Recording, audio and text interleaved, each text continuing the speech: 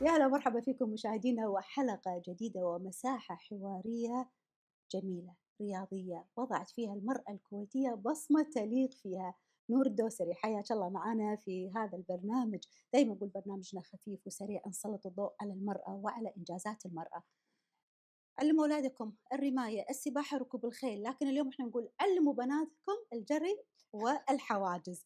خلينا نحكي عن الحواجز. شلون ياتك يعني الشغف هذا أو الحب هذا؟ بدايتِك كانت الجري، وأنا قابلتِك من قبل وأدري تحبين الجري والبداية كانت جميلة، خضعتِ لتدريب مع مدربين ومع اختصاصيين وانطلقتِ ما شاء الله وساعاتِك مدّت، لكن القفز هل هو تطور والّا هو شغف آخر نور لقيتها في نفسها؟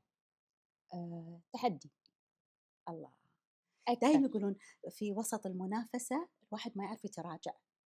نهائي. نعم. مع سباقات الحواجز ما تقدرين، اهم. خلاص توصلين بالنص. آآ أعدّي أو ما أعدّي على حسب نوع السباق.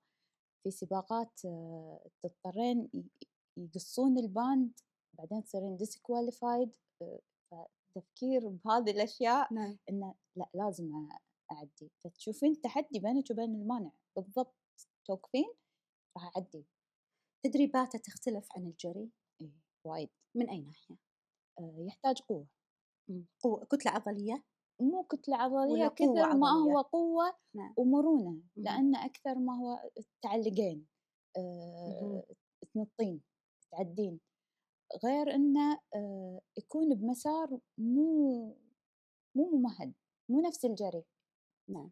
بيئة ثانية مختلفة، بجبل، وادي، على بحر، تراب، نعم. كل واحد وطريقة السباق اللي يحطه. نعم.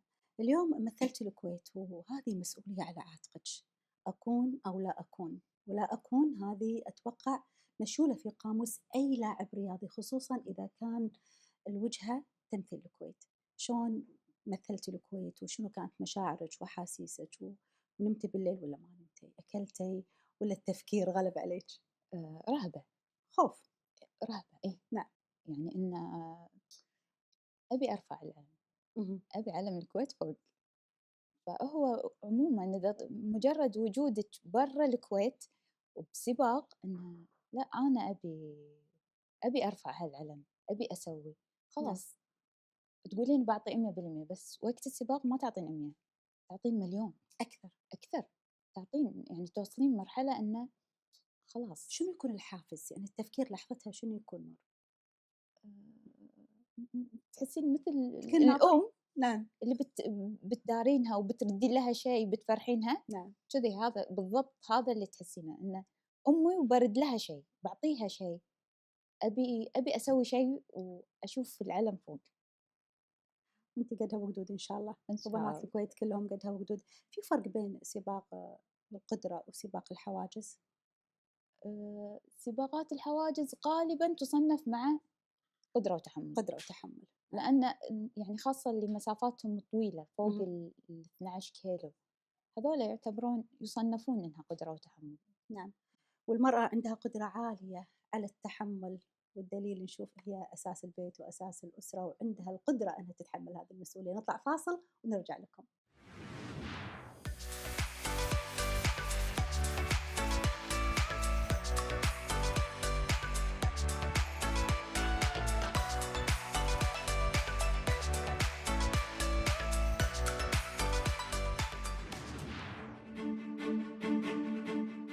التقليل من الحلويات الرمضانية. الحلويات الرمضانية مثل القيمات والكنافة تكون مغرية على السفرة، لكنها مليانة سكر وسعرات عالية، كثرتها تسبب زيادة وزن وخمول بعد الفطور مباشرة. السكر يعطي طاقة سريعة وبعدها ينخفض فجأة فتحس بتعب. الأفضل نكتفي بقطعة صغيرة بدل الإفراط اليومي، ممكن نخليها يوم ورا يوم أو نختار كميات أقل. الاعتدال يخلي الواحد يستمتع بدون ما يضر صحته.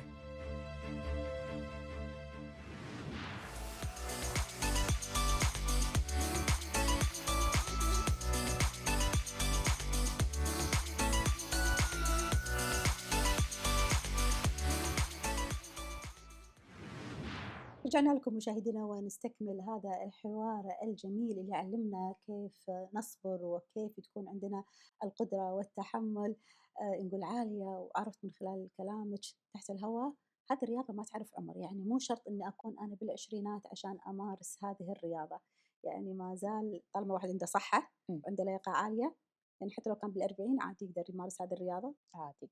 ما لها عمر لا معين. ما لها عمر، إذا أنت عندك القدرة وعندي الشغف، مهم. الإصرار، الالتزام. بعض الرياضات تودع نقول ساحة اللعب أو الملاعب باكرًا، يعني وسبب إصابات، هذه الرياضة فيها نوع من أنواع الإصابات وممكن تكون هذه الإصابة السبب إنها تستبعدك عن السباقات. كل الرياضات فيها إصابات، نعم. ما في رياضة ما فيها إصابات، اهم. بس الواحد يتجنب الإصابة كثر ما هو كثر ما يقدر يعني، نعم. بالتمرين، بالتدريب، يعني إحنا وإحنا نتدرب آآ نتعرض ساعات حق إصابة. اهم. إنه لأ، إذا جيت تطيح ركّز إنه توخّر عن إيدك، شوف حوالينك الحواجز لا يحوشك شي صوب راسك، لا تطيح على ضهرك، لا. فأنت وأنت تتمرّن خلاص تصير عندك التكنيك اللي أنت قادر تحمي تحمي نفسك فيه. نفسك فيه. نعم. وين مثلتِ الكويت؟ خليجيًا، آآ عربيًا؟ خليجيًا إمم. مثلنا شاركت بأكثر من سباق بالإمارات، اهم. في اللي هي بطولة العالم سبارتن. نعم.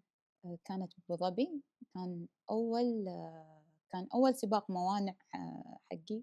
نعم. ومثلت بعد بدبي، بأم القروين، نعم. سباقات هذا على الخليج. ومثلنا الكويت الحمد لله بأوروبا بإيطاليا. عالميًا. نعم. والسباق اللي مثلنا فيه الكويت كنا أول منتخب عربي، اهم. أول فريق عربي يحضر هذا السباق. كنا فخورين بهالشي ورحبوا فينا نعم. وصعدونا على الستيج وما قصروا معانا إن أنتم أول فريق عربي. نعم. وكانوا يشوفوني حتى البنات بإيطاليا يقولون استانسنا أنت لابسة حجاب وياية تسوين السباق، أول مرة نشوف هالشي عندنا. اهم. نور الدوسري، شو اللي يميز اللاعب الكويتية؟ ليش مشاركات عربيًا، خليجيًا، وحتى عالميًا. اليوم شو اللي يميز اللاعبة الكويتية عن نقول خوات العربيات أو الخليجيات؟ عندها إصرار، إذا نعم. حطت شي براسها تسوي. نشوفهم سووا وايد أشياء وصلوا للأولمبياد، إن شاء الله نوصل إحنا بهاللعبة للأولمبياد. إنه باب الباب صار مفتوح، قاعدة تدخل هالرياضة حق مع الأولمبياد راح تصير رياضة معتمدة. نعم. فإن شاء الله بإذن الله مثل ما قدرت بباقي الرياضات إن شاء الله بإذن الله تقدر. إن شاء الله. شهر رمضان الفضيل، وعادةً في شهر رمضان تتغير القوانين وتتغير العادات، يعني حتى طريقة الأكل، يمعات وزوارات، وإحنا كمجتمع كويتي يعني معروف نحب الأكل أول شيء، اي والله. ونحب الزيارات، لذلك يعني النصيحة اللي تحبين تقدمينها للمشاهدين قبل ما نختم هذا اللقاء، خصوصًا إنه في شهر رمضان، أه الأكل يعني شلون العلاقة تصير ما بين خصوصًا الرياضي أو حتى مو الرياضي، أي أحد يعني عشان يحافظ على صحته. نوازن، ما نحرم نفسنا، مو اهم. حرمان. يعني حتى الرياضي يحتاج فترة راحة، يحتاج فترة يخلي الالتزام الدايت شوي ما فيها شيء، اهم. بس إنه ما نبالغ. يعني في يوم مفتوح، هو أكيد مو الرياضي عنده يوم يوم، مفتوح؟ إحنا ما عندنا يوم، عندنا وجبة مفتوحة. نعم. بس إنه يحاول يوازن، أذوق هني شوية ما أكثر مني، اليوم خربط باكر ألتزم عاد مو كل يوم. يعني ضد الحرمان. ضد الحرمان. ضد الحرمان. شكرا إمم. لك نور الدوسري لاعبة منتخب الكويت لرياضة الجري وقفز الحواجز، فخورين فيك انك مثلتي الكويت سواء كان خليجيا ولا عالميا، وبالفعل ما هو جديد على المرأة الكويتية. عساك على القوة ونشوفك ان الله شاء الله. يقويك شكرا لك. حبيبتي. وبكذي مشاهدينا وصلنا معكم الى هذه الدقائق السريعة ولكن محتواها كان عظيم. كل دقيقة لها تأثير على صحتك وعلى نفسيتك. نشوفك إن شاء الله في حلقة جديدة من برنامجنا دقائق رياضية.